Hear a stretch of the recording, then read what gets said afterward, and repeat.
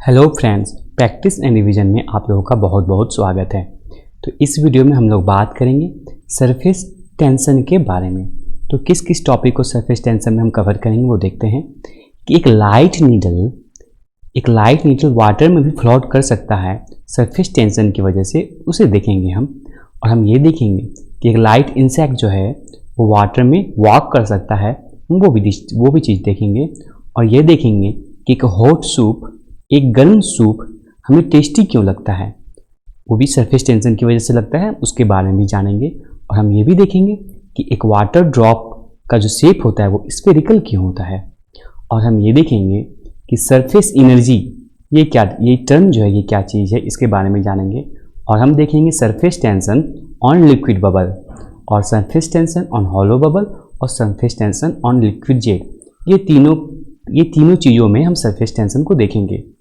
तो चलिए moving on further. तो ये हमारा सरफेस टेंशन का डिफिनीशन है, हम इसमें बाद में आते हैं। पहले हम इस डायग्राम में चलते हैं। इस डायग्राम में हमारे पास एक बिकर है, the yellow one is our beaker, और इसमें क्या है, वाटर फिल है। ये वाटर से फिल है और इसके ऊपर क्या है, ये एयर है, the empty space is air. ठीक है। और तो इसमें क्या है, एक हम मॉलिक्यूल को कंसीडर करते हैं, this one is our molecule. अब ये मॉलिक्यूल क्या है, ये अपने साइड वाले मॉलिक्यूल से ये साइड वाला मॉलिक्यूल इस मॉलिक्यूल को इस डायरेक्शन में अट्रैक्ट करेगा, इधर का साइड मॉलिक्यूल इस मॉलिक्यूल को इस डायरेक्शन में अट्रैक्ट करेगा। इस प्रकार से ऑल अराउंड इस मॉलिक्यूल को एक अट्रैक्शन फोर्स होगा। एक टर्म होता है कोहेसिव फोर्स। क्या होता है, कोहेसिव फोर्स।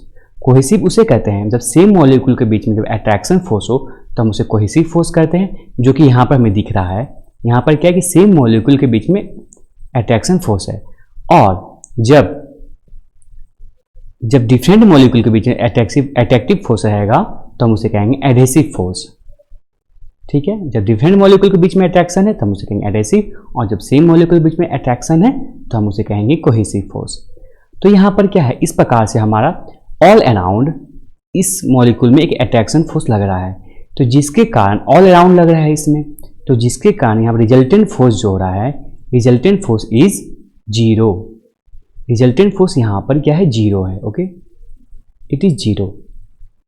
बट जब हम सरफेस पे किसी मॉलिक्यूल को लेते हैं, यहाँ पर ये मॉलिक्यूल है सरफेस में, तो हम यहाँ पर क्या देख रहे हैं कि यहाँ पर एक फोर्स इधर से अट्रैक्शन लग रहा है, इधर लग रहा है, मतलब कि एक हेमिस्फीयर रीजन में इसमें ये वाटर मॉलिक्यूल का अट्रैक्शन, जो कि कोहेसिव फोर्स जिसको हम कहेंगे, वो लग रहा है।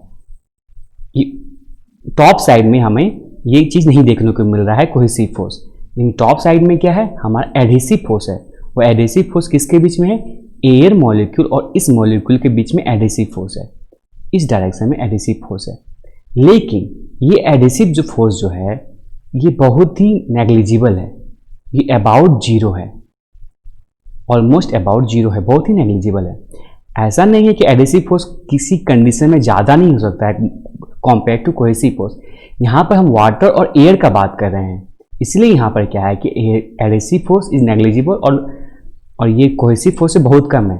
किसी सर्टेन कंडीशन में ऐसा भी हो सकता है कि एडहेसिव फोर्स जो है कोहेसिव से ज़्यादा हो। तो यहाँ पर क्या हमने पाया कि एक इस कोहेसिव फोर्स से जो डाउनवर्ड डायरेक्शन में एक्ट कर रहा है और एडहेसिव हमारा नेग्लिजिबल है, जिसके कारण एक नेट रिजल्टेंट फोर्स जो होगा वो डाउनवर्ड डायरेक्शन एक नेट रिजल्टेंट फोर्स जनरेट होगा। This will be our net resultant force. अगर हम इस मॉलिक्यूल को ब्रॉड वे में देखें, मान लीजिए एक मॉलिक्यूल हमारा, ये मॉलिक्यूल जो है हम इसको यहाँ डिनोट करें, ये मॉलिक्यूल हमारा है। अब और इसके साइड में मॉलिक्यूल और इसके साइड में मॉलिक्यूल है, इसी मॉलिक्यूल को हम डिनोट करें। Okay, this one is our molecule. अब यहाँ पर क्या हो रहा है कि एक नेट डाउनवर्ड फोर्स यहाँ जनरेट हो रहा है, और ये मॉलिक्यूल जो है साइड वन इसको इधर अट्रैक्ट करेगा और ये इसको इधर अट्रैक्ट करेगा, और हमारा इस तरह से एक ये इमेज बन रहा है। हम इसको इस तरह से भी समझ सकते हैं कि देखिए कि तीन दोस्त हैं, जिसमें कि एक दोस्त क्या हो रहा है, डूब रहा है, ये डूब रहा है, तो इसको क्या करेगा, ये दोस्त इसको इस डायरेक्शन में पुल करेगा, खींचेगा, इसको इस डायरेक्शन में पुल करेगा, खींचेगा। तो एक हमारा ये जो एक टेंशन क्रिएट कर रहा है, यहाँ पर एक टेंशन हो रहा है हमारा जनरेट, और एक टेंशन जनरेट हो रहा है यहाँ पर। तो ये जो टेंशन जनरेट हो रहा है, ये जो हमारा टेंशन जनरेट हो रहा है, इसकी वजह से जो हमारा ये सरफेस है, जो ये वाटर सरफेस है, ये water surface it will behave as a stretched elastic. कैसा बिहेव करेगा? स्ट्रेच्ड इलास्टिक की तरह ये बिहेव करेगा। ये हमारा water surface, this one water surface will behave as stretched elastic. इस स्ट्रेच, ये जो टेंशन जनरेट हुआ इस आउटर सरफेस में, हम इसी को क्या कह रहे हैं? इसको कह रहे हैं हम surface tension. This is called surface tension. और जिसके कारण, सरफेस टेंशन के कारण हमारा जो आउटर सरफेस है वो कैसा बिहेव कर रहा है? It is behaving as stretched elastic. अब यदि हम डेफिनेशन की बात करें तो जब आप गूगल में सर्च कीजिएगा तो पहला डेफिनेशन आपको यही आएगा। दैट सरफेस टेंशन क्या है?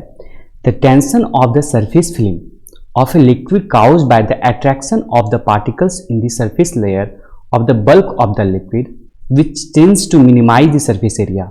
अब यहाँ पर आपने एक नया टर्म देखा, which tends to minimize the surface area।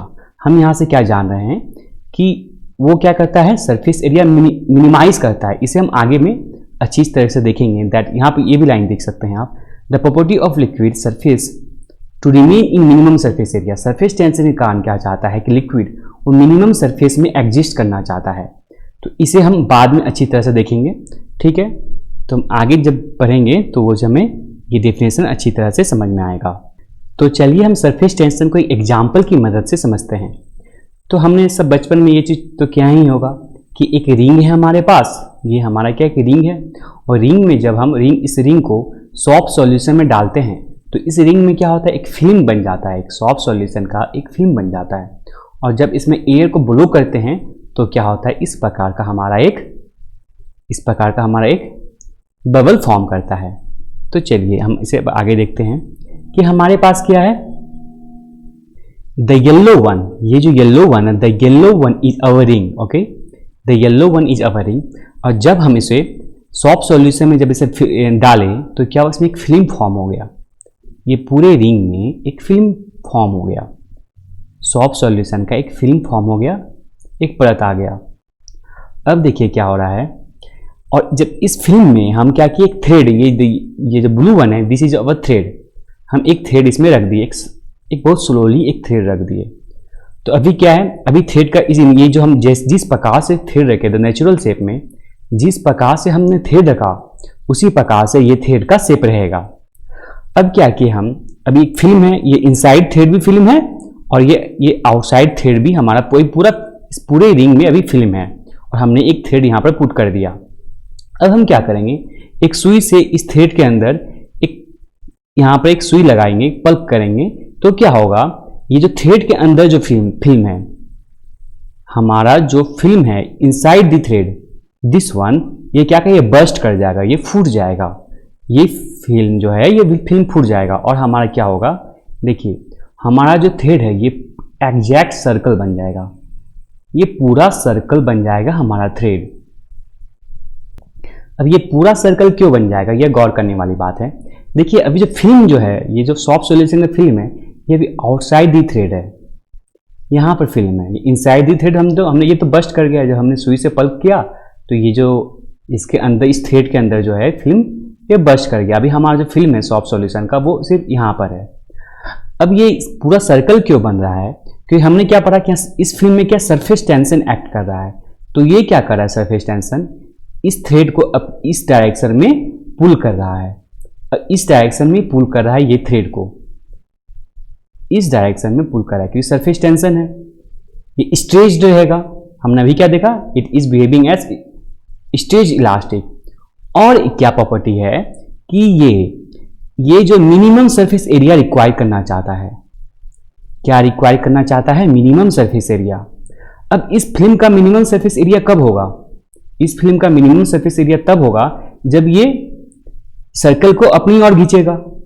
जब सर्कल को अपनी ओर खींचेगा तभी ये पूरा जो है, ये पूरा पोर्शन हमारा मिनिमम सरफेस एरिया देगा।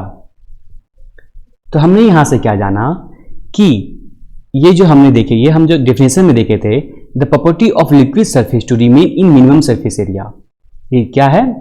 लिक्विड सरफेस का प्रॉपर्टी है कि मिनिमम सरफेस एरिया में रहने को। तो इस तरह से हम क्या जाने कि it is behaving as stretched elastic, stretch elastic की तरह बिहेव करता है हमारा, और क्या मिनिमम सरफेस एरिया में रहना चाहता है, मिनिमम सरफेस एरिया। ओके, अब इस मिनिमम सरफेस एरिया को हम अच्छे तरीका से कहाँ जानेंगे? जब सरफेस एनर्जी पढ़ेंगे।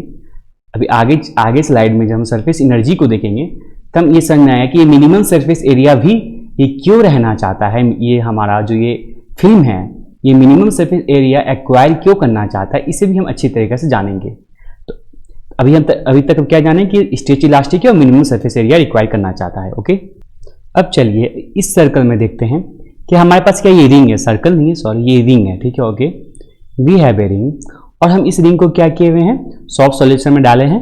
तो क्या हुआ, एक फिल्म बन चुका है हमारे पास, ये पूरा इस रिंग पे पूरा फिल्म है। ओके, अब हम देखिए क्या करते हैं, एक इमेजिनरी लाइन को इमेजिन करते हैं कि इमेजिनरी लाइन जो इस फिल्म के बीचों बीच हमारे पास एक इमेजिनरी, ये वर्टिकल इमेजिनरी लाइन है।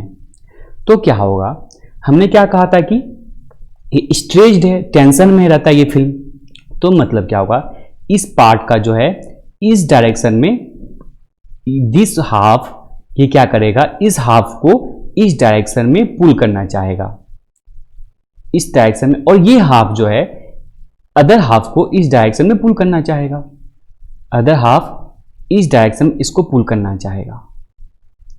तो अब यहाँ ये क्या है, देखिए इस इमेजिनरी लाइन से क्या ये परपेंडिकुलर है, ये दोनों इधर फोर्स लगा रहा है एक, ये हमारा, और ये फोर्स क्या परपेंडिकुलर है। ओके, ये फोर्स क्या परपेंडिकुलर है। अब देखिए जब हम सरफेस टेंशन की फॉर्मूला की बात करें तो हम सरफेस टेंशन को T से भी डिनोट करते हैं, S से भी डिनोट करते हैं, और सिग्मा से भी डिनोट कर सकते हैं, ठीक है। तो जब हमारा सरफेस टेंशन का फॉर्मूला आएगा तो फोर्स पर यूनिट लेंथ, ये जो हमारा फोर्स है, ये टेंशन फोर्स जो लग रहा है इस परपेंडिकुलर, इस इमेजिनरी लाइन पे परपेंडिकुलर जो हमारा टेंशन फोर्स लग रहा है, और इस इमेजिनरी लाइन का जो लेंथ है, ये force, the perpendicular force per unit length is called our surface tension. यहां ध्यान दीजिएगा क्या है, ये लेंथ पे है, ना कि एरिया पे ये नहीं है। It is not area, it is our length, force per unit length is called. और ये भी ध्यान दीजिए क्या है कि ये फोर्स जो है हमारा परपेंडिकुलर है लेंथ से। ये यदि हमारा ये बहुत सारा मॉलिक्यूल है, इसी मॉलिक्यूल से भी आप इमेजिन कर सकते हैं कि हमारे पास बहुत मॉलिक्यूल है, इस तरह से बहुत सारा मॉलिक्यूल है हमारे पास। तो ये इधर अट्रैक्ट हो रहा है, ये इधर का मॉलिक्यूल इसको इधर अट्रैक्ट करना चाह रहा है। तो इस प्रकार से लंबा सा हमारा एक लेंथ वाइज मॉलिक्यूल है, और ये फोर्स हमारा है जो परपेंडिकुलर है। तो इस प्रकार से हमारा क्या आया, the surface tension is force per unit length. चलिए इसे हम अब और कुछ एग्जाम्पल से समझते हैं। हम नेक्स्ट एग्जाम्पल लेते हैं कि देखिएगा ये हमारा the green one is our wire structure है, एक वायर का क्या है, the green one is our wire structure, और द पिंक वन इज क्या है, द पिंक वन भी एक वायर है जो कि इस वायर पे, द ग्रीन वन वायर पे ये फ्रीली स्लाइड कर रहा है। The pink wire is freely sliding on the green wire. अब क्या हुआ, इस स्ट्रक्चर को जब हम सॉफ्ट सॉल्यूशन में डालेंगे तो क्या होगा, इस स्ट्रक्चर के अंदर एक फिल्म फॉर्म करेगा, सॉफ्ट सॉल्यूशन का एक फिल्म फॉर्म कर जाएगा इस स्ट्रक्चर के अंदर। अब मान लीजिए कि यदि ये पिंक वायर हमारा यहाँ रहता, इनिशियल पोजीशन हमारा ये पिंक वायर का यहाँ है, तो क्या करेगा, ये फिल्म फॉर्म करने के बाद ये इस पिंक वायर को अपनी ओर खींच लेगा। इसका फाइनल पोजीशन, ये इनिशियल पोजीशन है, this one is initial position, तो ये क्या हो जाएगा, हमारा फाइनल पोजीशन हो जाएगा। और ये फाइनल क्यों पोजीशन हो जाएगा, क्या टेंशन फोर्स एक एक्ट कर रहा है, यहाँ पर क्या है, टेंशन फोर्स एक्ट कर रहा है। तो सिंपल है कि ये वायर इधर मूव करेगा। और हमने क्या कहा, और हमने ये भी कहा था कि जो फिल्म जो है, जो ये फिल्म होगा सरफेस टेंशन के कारण मिनिमम एरिया रिक्वायर करना चाहेगा। क्या करना चाहेगा, वो मिनिमम एरिया रिक्वायर करना चाहेगा। तो मिनिमम एरिया रिक्वायर करने के कारण क्या करेगा, ये इस वायर को जो फ्री मूव कर रहा है इसको अपनी और इस डायरेक्शन में पुल कर लेगा। तो इस प्रकार से मिनिमम एरिया रिक्वायर करेगा। अब देखिए ये अभी हमारा क्या था, ये जो स्ट्रक्चर है ये हॉरिजॉन्टल शेप में है। जब हम इसे वर्टिकल शेप लेते हैं, ओके, जब इसे वर्टिकल शेप करते हैं तो इस वायर पे हम एक W वेट है हमारा, जो कि बहुत लाइट वेट है, ज़्यादा हेवी नहीं है, वेरी लाइट वेट। जब इस W वेट को इसमें हैंग करते हैं इस पिंक वायर पे, इस तरह से, तो क्या ये W वेट इधर नीचे की ओर फोर्स लगाया, और इस पिंक वायर पे क्या लग रहा है, इस फिल्म के कारण हमारा एक सरफेस टेंशन फोर्स ऊपर की ओर लग रहा है, और यहां पर क्या होगा, ये इक्विलिब्रियम कंडीशन में रहेगा। ये क्या रहेगा, इक्विलिब्रियम कंडीशन में रहेगा। यदि ये फिल्म नहीं रहता तो क्या होता, हमारा जो ये पिंक वायर गिर जाता ग्रेविटी के कारण, ये हमारा पिंक वायर ग्रेविटी के कारण गिर जाता। लेकिन हमारा क्या, एक टेंशन फोर्स जनरेट हो रहा है, इसलिए हमारा जो ये वेट है वो क्या होगा, इक्विलिब्रियम कंडीशन में रहेगा, क्योंकि without because of this tension force. और हमने क्या देखा यहाँ पर कि tension, surface tension equal to perpendicular force per unit length. इसका यूनिट कहें तो हम कह सकते हैं न्यूटन पर मीटर। न्यूटन पर मीटर जो है इसका क्या हो जाएगा, इसका यूनिट हो जाएगा। अब चलिए वाटर का, यदि हम वाटर का सरफेस टेंशन कहें तो कितना होता है, तो ये अबाउट अप्रोक्सीमेट होता है 0.075 न्यूटन पर मीटर। और यदि सॉफ्ट सॉल्यूशन की बात करें तो सॉफ्ट सॉल्यूशन का हो जाता है 0.03 न्यूटन पर मीटर, जो कि क्या है, वाटर से कम है। सॉफ्ट सॉल्यूशन का सरफेस टेंशन वाटर से कम है। अब यहाँ पे एक फिनोमेना समझिए, जब हम क्लोथ को वॉश करते हैं, क्लोथ को धोते हैं, कपड़ा को धोते हैं, तो वहां पर भी सरफेस टेंशन एक्ट करता है। किस तरह से एक्ट करता है समझिए, जैसे क्लोथ है हमारा, ओके, इसमें क्लोथ में क्या है, बहुत छोटा छोटा माइन्यूट वी हैव, हमारे पास पोर्स होते हैं क्लोथ में, छोटा छोटा क्लोथ में पोर्स है। अब इस पोर्स में क्या है कि हमारा ग्रीस या डर्ट जैसा क्या है वो जाके जमा हो गया है, ग्रीस डर्ट ये इस पोर्स में चला गया है। यदि हम वाटर से इस कपड़े को धोएं तो ये तो साफ होगा, बट उतनी अच्छे से साफ नहीं होगा। अब जब इस सोप सॉल्यूशन से इसे धोएं तो क्या होगा, जो ये सोप सॉल्यूशन से क्या होगा, इसका जो है सरफेस टेंशन डिक्रीज कर जाएगा। हमारा क्या हो रहा है, सरफेस टेंशन डिक्रीज कर जा रहा है जब सोप सॉल्यूशन से धो रहे हैं। यहाँ देख रहे हैं हम कि सरफेस टेंशन का वैल्यू डिक्रीज कर गया। अब जब सरफेस टेंशन का वैल्यू डिक्रीज कर गया तो क्या होगा, हमारा जो मॉलिक्यूल्स के बीच में जो अट्रैक्शन फोर्स था वो कम हो गया है। मॉलिक्यूल्स के बीच में जो अट्रैक्शन फोर्स था वो हमारा सरफेस टेंशन जब डिक्रीज कर गया तो वो भी कम हो गया। तो जिसके कारण जो ये ग्रीस मॉलिक्यूल है, ये हमारा जो ग्रीस मॉलिक्यूल है इसका क्या हो, सरफेस टेंशन कम, सॉरी, इस ग्रीस मॉलिक्यूल का क्या हो गया, इसके बीच में अट्रैक्शन फोर्स है वो कम हो गया, जिसके कारण ये ग्रीस मॉलिक्यूल लूज पार्टिकल के फॉर्म पर लूज पार्टिकल बन गया। ये ग्रीस मॉलिक्यूल लूज पार्टिकल हो गया। और जब हम इसे वाटर में जब इसमें इसे जब वाटर को फ्लो करेंगे तो ये जब लूज पार्टिकल क्या होगा, वाटर के साथ फ्लो हो जाएगा और हमारा कपड़ा साफ हो जाएगा। तो यहाँ पर भी हमारा सरफेस टेंशन का फंडा था, क्या था कि सॉफ्ट सॉल्यूशन का सरफेस टेंशन कम हो जा रहा है और ग्रीस मॉलिक्यूल लूज पार्टिकल में कन्वर्ट होके वो वाटर के साथ फ्लो कर जा रहा है। अब देखिए हॉट वाटर में हम लोग सुने क्या यूज करते हैं हम लोग जैसे घर पे, कि हॉट वाटर में भी कपड़ा अच्छी तरीके से साफ होता है। अब वो साफ क्यों होता है, क्योंकि वाटर का जब टेम्परेचर बढ़ेगा तो उसका सरफेस टेंशन डिक्रीज करता है। जब वाटर का सरफेस टेम्परेचर बढ़ता है तो सरफेस टेंशन डिक्रीज करता है, और जब सरफेस टेंशन डिक्रीज कर रहा है तो हमने जो फेनोमेना देखा फिर वो अगेन रिपीट होगा, तो हमारा कपड़ा अच्छी तरह से साफ होगा। अब देखिए मरकरी का जो सरफेस टेंशन है वो होता है 0.4 न्यूटन पर मीटर। ये हमारा मरकरी का सरफेस टेंशन है। इस मरकरी का सरफेस टेंशन वाटर से कहीं ज़्यादा है। देखिए ये 0.075 है हमारा वाटर का, और मरकरी का 0.4 है, कहीं ज़्यादा है। तो मरकरी का जो स्फेरिकल शेप दिखिएगा, जो मरकरी का स्फेरिकल शेप बनता है वो कहीं ज़्यादा बेहतर बनता है। It is much quite beautiful compare to our water. इस तरह से समझ सकते हैं, एक सिंपल सा लॉजिक है।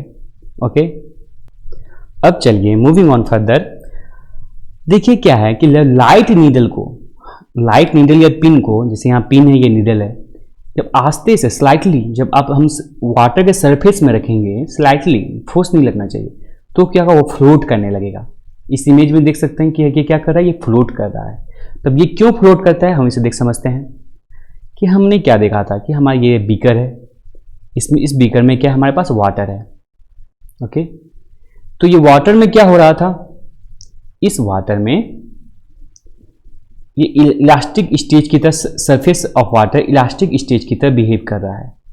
इलास्टिक, ये टेंशन फोर्स लग रहा है, इलास्टिक स्ट्रेच इलास्टिक की तरह बिहेव कर रहा है। ओके, तो जब हम इसमें सुई डालें, नीडल जब इसमें डालें तो क्या होगा, ये ऐसा इमेज बनाएगा। जब नीडल डाले तो ये ऐसा होगा, ये ऐसे हो जाएगा, और इधर ये टेंशन फोर्स लग रहा है और इधर टेंशन फोर्स लग रहा है, जिसके कारण हमारा नीडल क्या कर रहा है, फ्लोट कर रहा है डिस्पाइट ऑफ कि देखिए यहाँ पर क्या नीडल का जो है डेंसिटी ज़्यादा है, नीडल का डेंसिटी ज़्यादा है वाटर से, फिर भी हमारा नीडल फ्लोट कर रहा है। किस वजह से, सरफेस टेंशन की वजह से नीडल फ्लोट कर रहा है।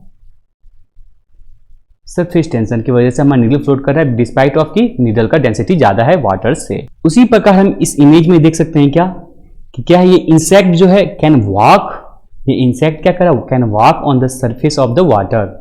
और ये किस लिए वॉक कर पा रहा है, सरफेस टेंशन की वजह से। अगेन कि this surface is behaving as, ये सरफेस कैसा बिहेव कर रहा है, it is behaving as stretch elastic,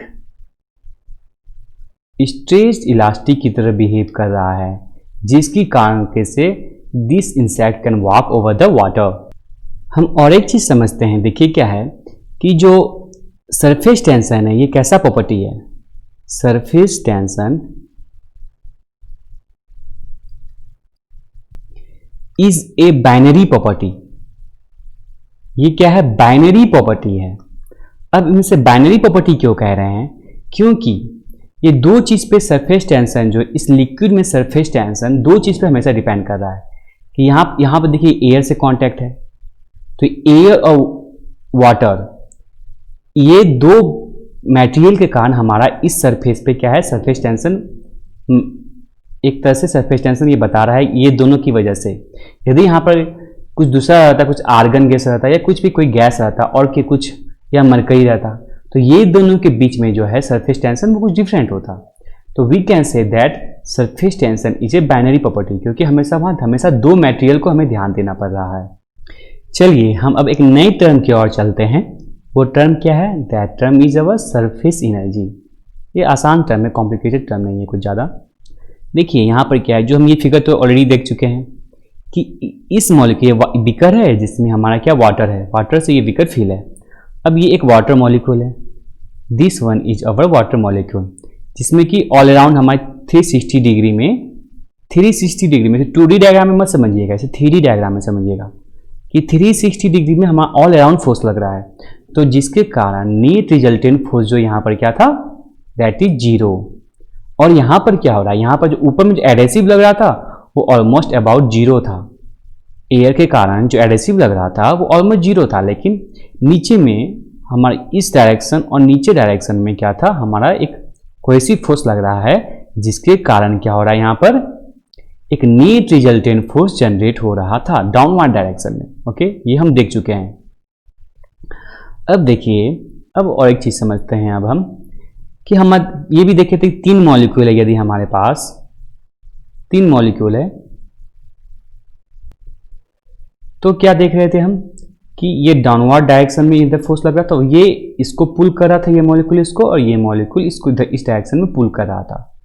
तो हमारा क्या हुआ, एक स्लाइटली यहां पर देखिए एक एम्प्टी स्पेस बना, एक ये क्या बना, ये एक एम्प्टी स्पेस बना।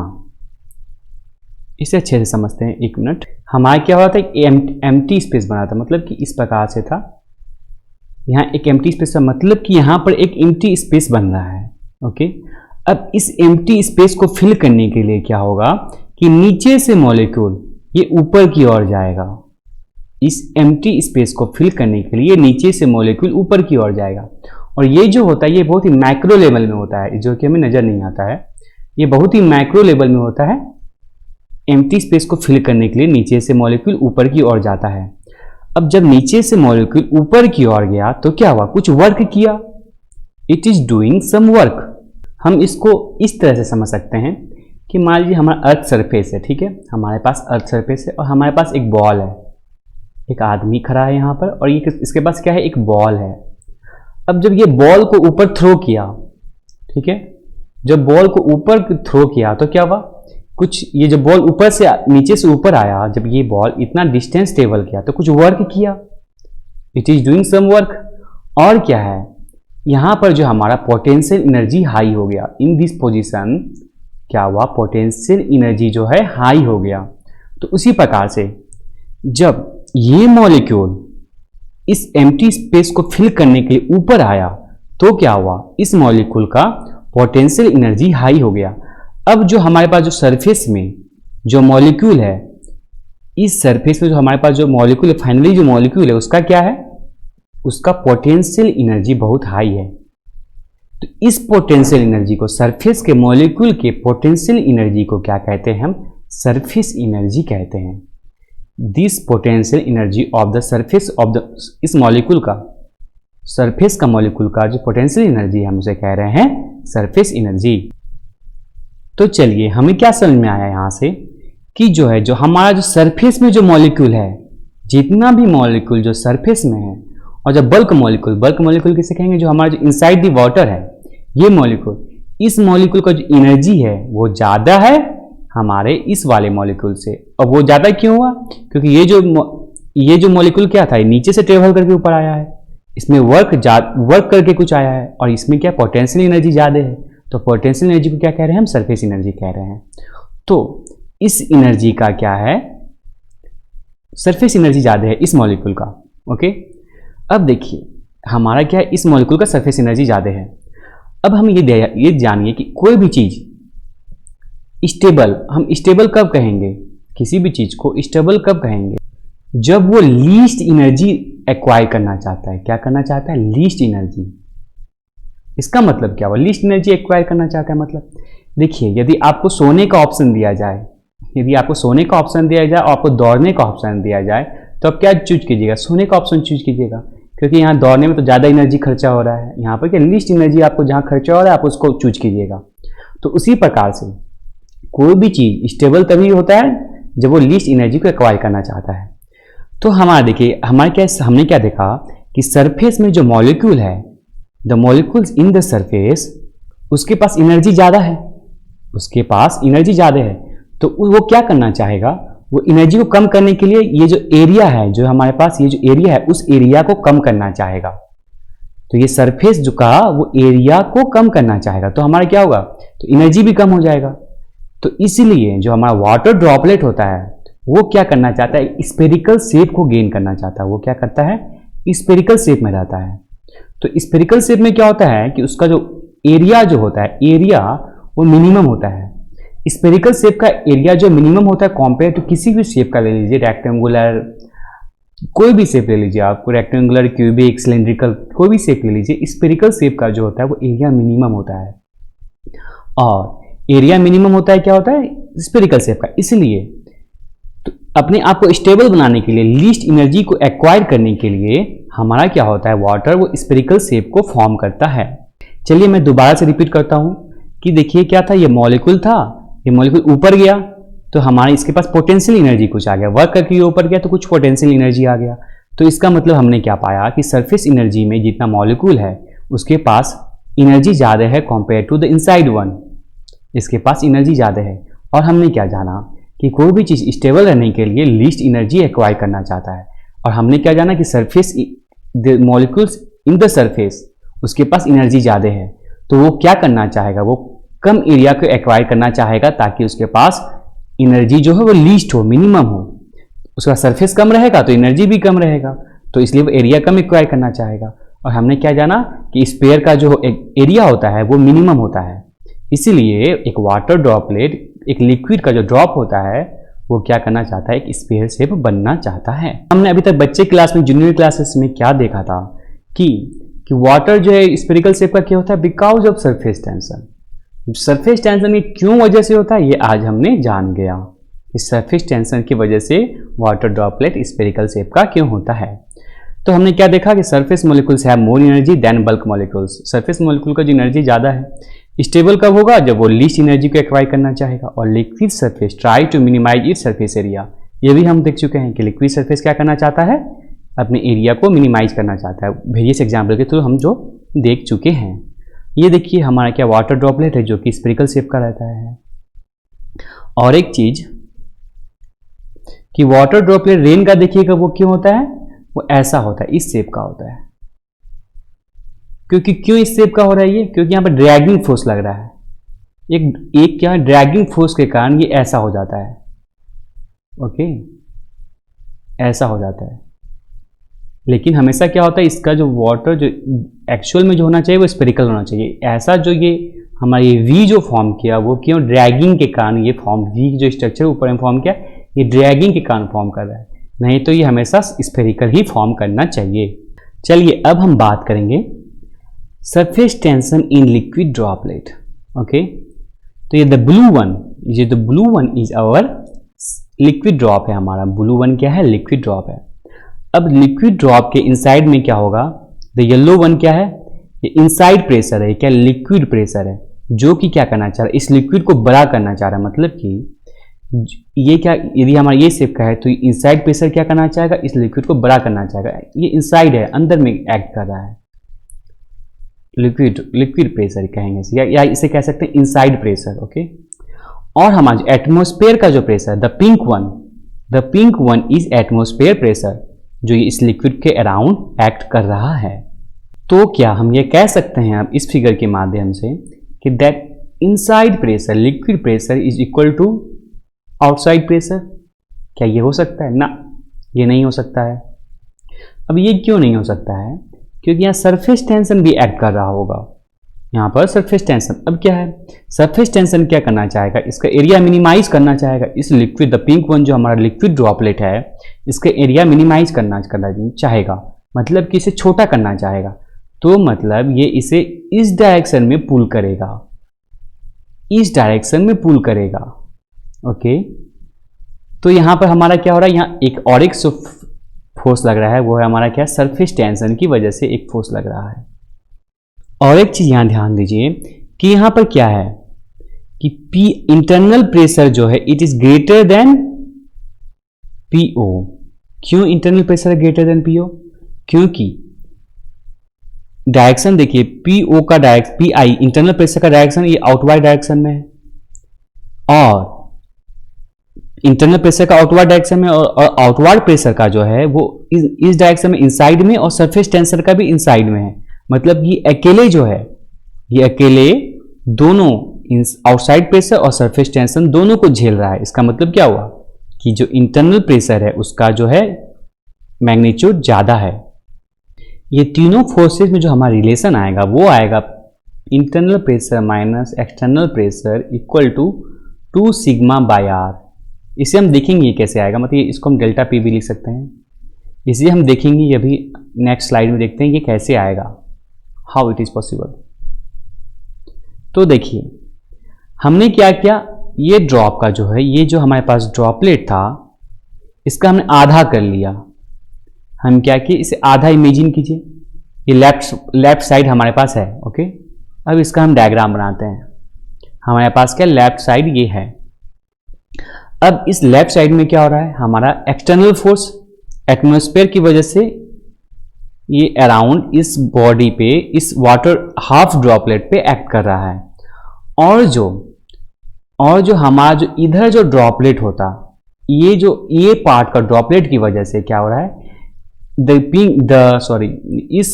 इस पार्ट ऑफ ड्रॉपलेट की वजह से ये ब्लू वाले ड्रॉपलेट पे इंटरनल प्रेशर लग रहा है, internal force. The yellow one is showing internal force, तो हमारा इंटरनल फोर्स लग रहा है। और हमारा सरफेस टेंशन कहाँ लगेगा, सरफेस टेंशन क्या, हमने क्या देखा था कि सरफेस टेंशन कहाँ का फॉर्मूला क्या था, F/L।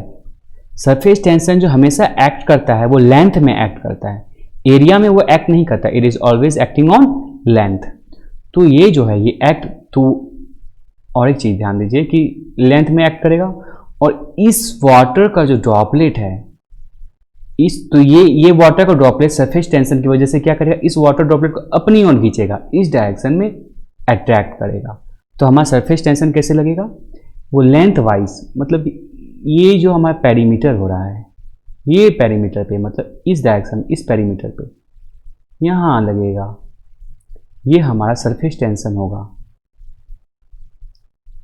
Force due to surface tension.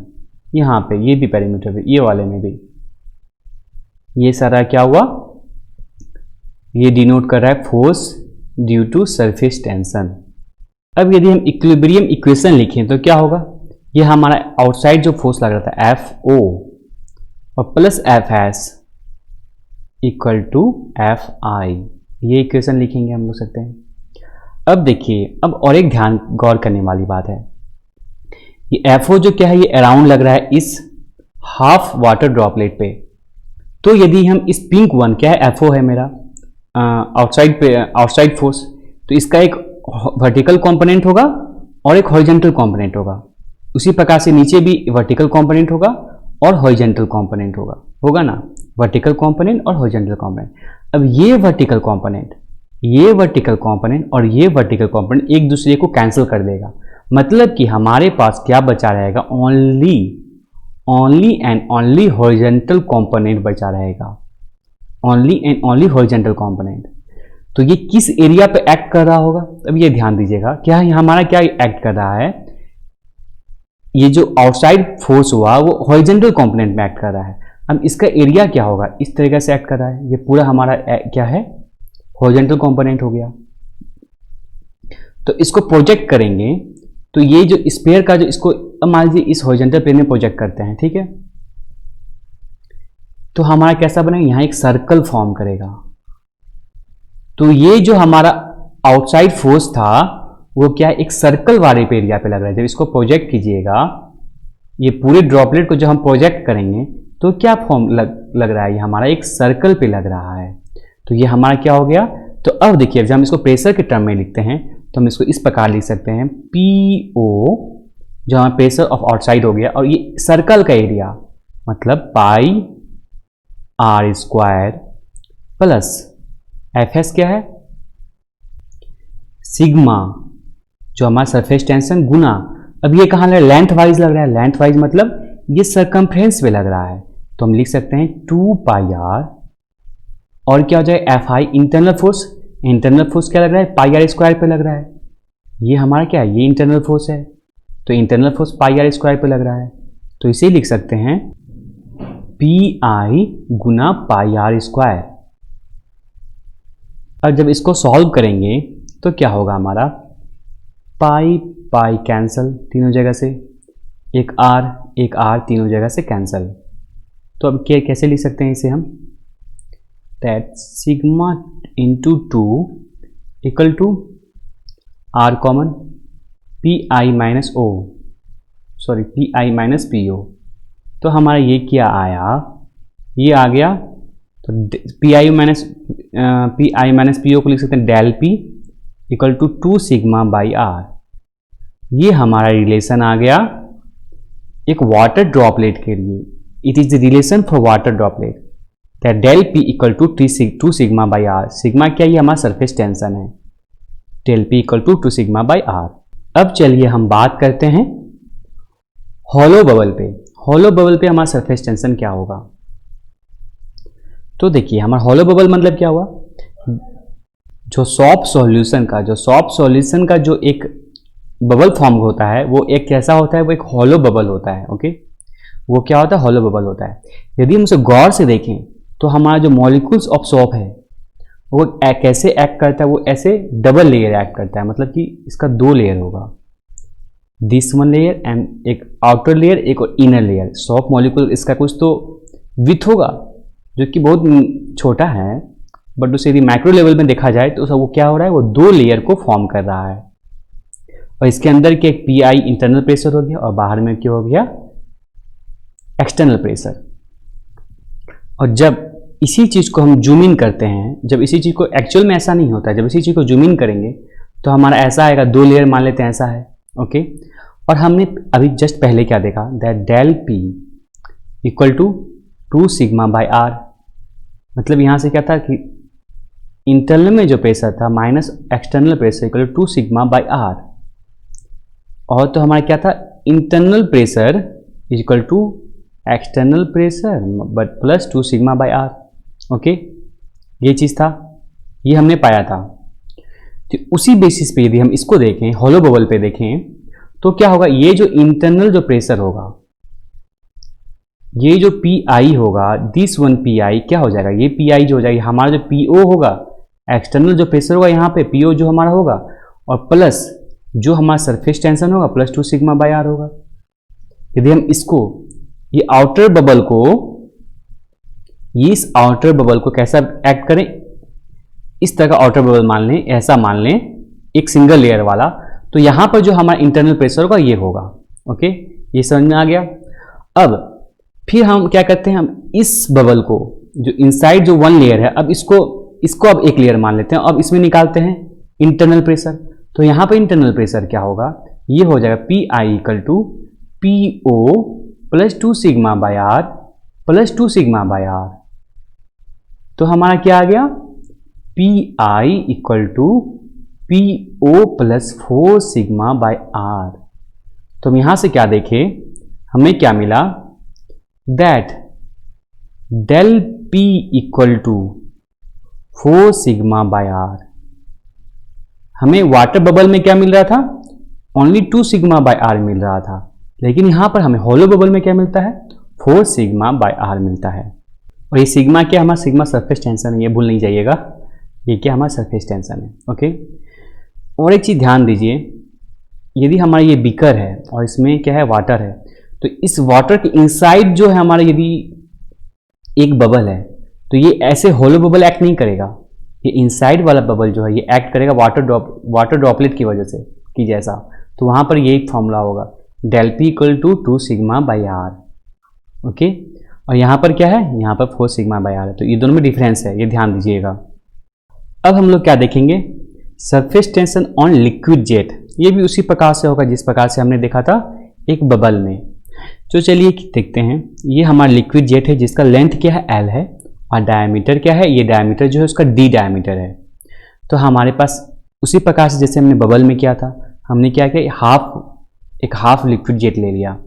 अब इस लिक्विड जेट में क्या है, the pink one is our external pressure, outside pressure, the pink one. और इंटरनल प्रेशर क्या है, ये the yellow one is our internal pressure, और the red one is our surface tension. और ये सरफेस टेंशन कहाँ लग रहा है, ये लग रहा है सरकमफ्रेंस पे, जिस प्रकार पिछली बार लगा था उसी प्रकार ये सरकमफ्रेंस पे सरफेस टेंशन लग रहा है। और हमारा ये भी ध्यान दीजिएगा, तो ये क्या है, ये ओनली हॉरिजॉन्टल कंपोनेंट है। हमने वहाँ देखा था कि वर्टिकल कंपोनेंट जो वो कैंसिल हो जा रहा है, तो ये क्या, ये हमारा ओनली हॉरिजॉन्टल कंपोनेंट है। अब देखिए, ये जो एक्सटर्नल प्रेशर है वो किस एरिया पे एक्ट कर रहा है, वो एक्ट कर रहा है एल गुना डी पे, एल गुना डी पे जो हमारा ये प्रेशर एक्ट कर रहा है। उसी प्रकार से हमारा इंटरनल प्रेशर भी एल गुना डी पे एक्ट कर रहा है। तो हम इसको इस प्रकार से लिख सकते हैं, तो इस प्रकार से इसको लिख सकते हैं दैट पी आई गुना L D, okay, minus P O गुना एल डी बाई, ये दोनों तो क्या है, एल गुना डी एरिया पे एक्ट कर रहा है। और हमने क्या देखा था, इस सरकमफ्रेंस क्या हो जाएगा, ये जो हमारे 2L पे एक्ट कर रहा है, सिग्मा जो किस पे एक्ट कर रहा है, ये 2L पे एक्ट कर रहा है। अब इसको हम सॉल्व कर देते हैं। जब इसको सॉल्व करेंगे तो क्या हो जाएगा, देखिए L तीनों जगह से कैंसिल हो जाएगा, तो हमारे पास क्या बचेगा, डेल P गुना D 2 सिग्मा, तो हमारा हो गया डेल P इक्वल टू